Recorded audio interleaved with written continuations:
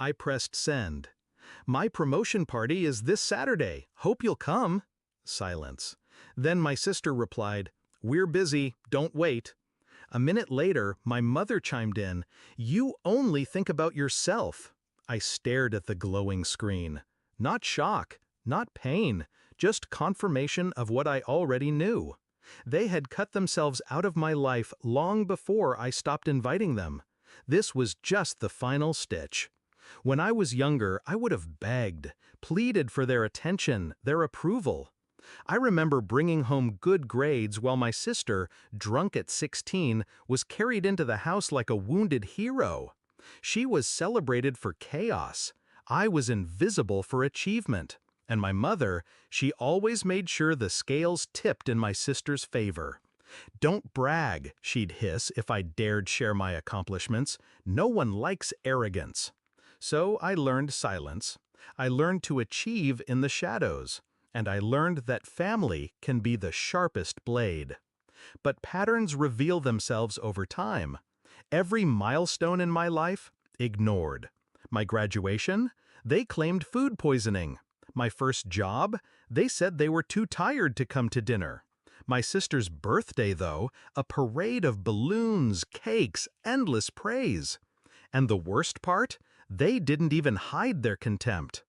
Once, I overheard my mother whisper on the phone, "Don't worry about her. She'll never make it far. She's just average." Average. That word never left me. It didn't break me, it forged me. So when the promotion came, I didn't tell them right away. I built something instead. A celebration they couldn't ignore. Not a dinner in some quiet corner, but a party that would be documented, photographed, shared. A hall filled with colleagues, friends, mentors, the kind of people who would stand in the photos with me, champagne raised, my name echoing in toasts. If my family wouldn't acknowledge me, the world would. And I would make sure my family saw it. The invitations went out to everyone except them. When I finally texted the family group chat, it wasn't an invitation, it was bait. I already knew what they'd say. I counted on it. Their dismissal was predictable, mechanical. They didn't disappoint. Saturday arrived. The room shimmered with gold and glass. Laughter bounced off the walls. My name was printed on banners, etched into the cake, whispered in congratulations. Cameras flashed. Phones captured every smile, every speech, every embrace. I posed with my new boss, with old professors, with friends who had become family by choice. Each shot was deliberate, curated. That night, as the last toast rang out, I posted the photos. Not one or two, an album, a flood. Captions sharp enough to cut. Surrounded by love. Grateful for those who truly support me. And then I turned off my phone. By morning, the messages were waiting. My sister first, "Wow, you didn't even tell us it was that big. People are asking why we weren't there. Do you know how embarrassing that is?" Then my mother, "Why would you post those things? You're trying to make us look bad." Finally, "Delete them right now." I didn't. I let the photos breathe. I let people ask the questions I knew would sting. Where was your family?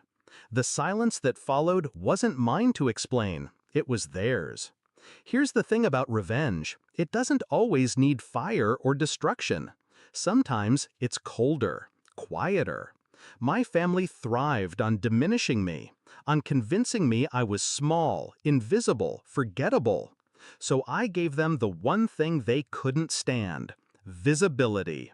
Proof of my success. Proof of the love I'd built outside of them.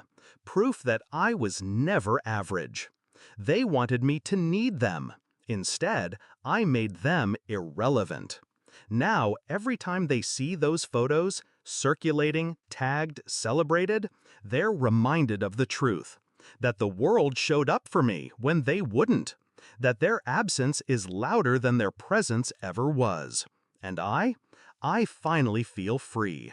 Because the best revenge wasn't their downfall, it was showing them I rose without them. Final thought. I didn't block them. I didn't delete the chat. I leave it open so every win I share drips into their feed like poison. They taught me silence. I taught them regret. And that's a language they can never unlearn.